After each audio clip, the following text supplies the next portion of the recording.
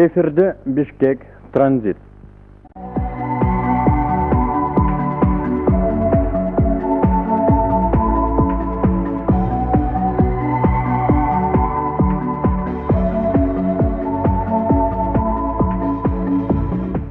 Эгерде биздин басма сөздү эсепке албаганда, бүт басма сөз индустриясындагы монополия, маалымат монополиясы Кыргыз Улуттук мамлекеттик телерадио компаниясынын колунда турат. Бул жашыруун сыр эмес.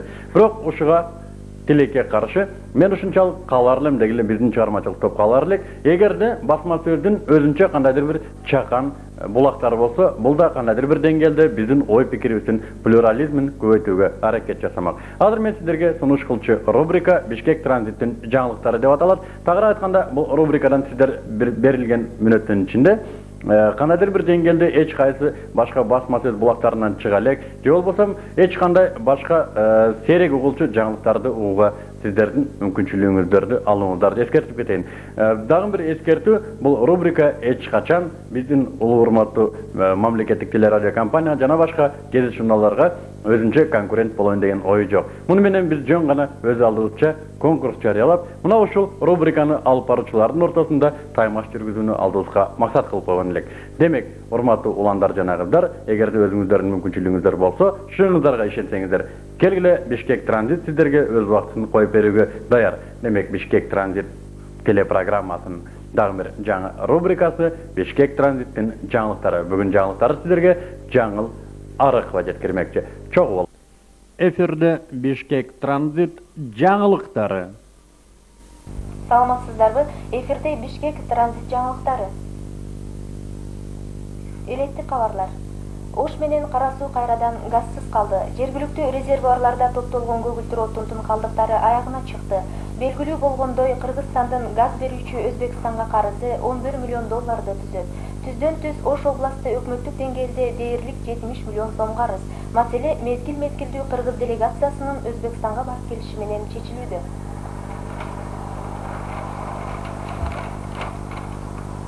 Бишкек 4 апрелде Малдыбаев атындагы Кыргыз мамлекеттик академиялык опера жана балет театрында Айтматовдун клубдар ассоциациясынын эл аралык сыйлыктарын тапшыруу болду.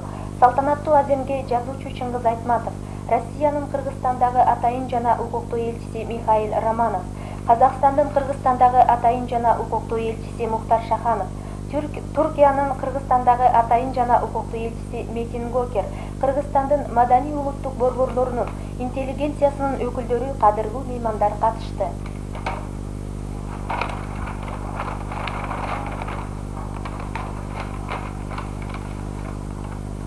Ош.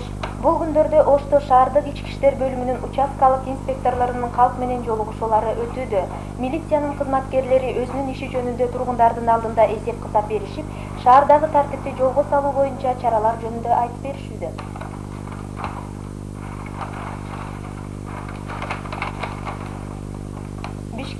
Бишкектеги интернационалдык колледжде туристтик иштин жана чет өлкөлүк туристтерди тейлөөнүн уюштуруунун негиздери деген темада эл аралык семинар өтүп жатат.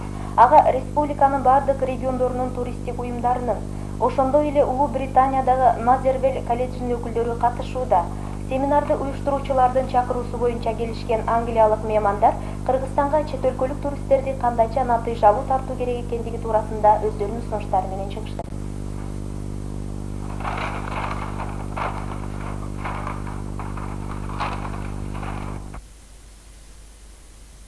Бишкек. Казакстандын Бишкектеги элчилигинде Сүймөнкул Чокморовдун чыгармаларын көргөзмөсүнүн ачылышы коңшулаш эки элдин руханий биримдигинин өрнөгү болду. Экспозицияны ачуу аземине Чыңгыз Айтматов, Казакстандын Кыргызстандагы атайын жана укуктуу элчиси Мухтар Шаханов, эл аралык маданий уюмдардан келишкен меймандар, Бишкекте аккредиттелген чет өлкөлөрдүн дипломатиялык миссияларынын өкүлдөрү, Сүймөнкул Чокморовдун талантын урматтоочулар катышты.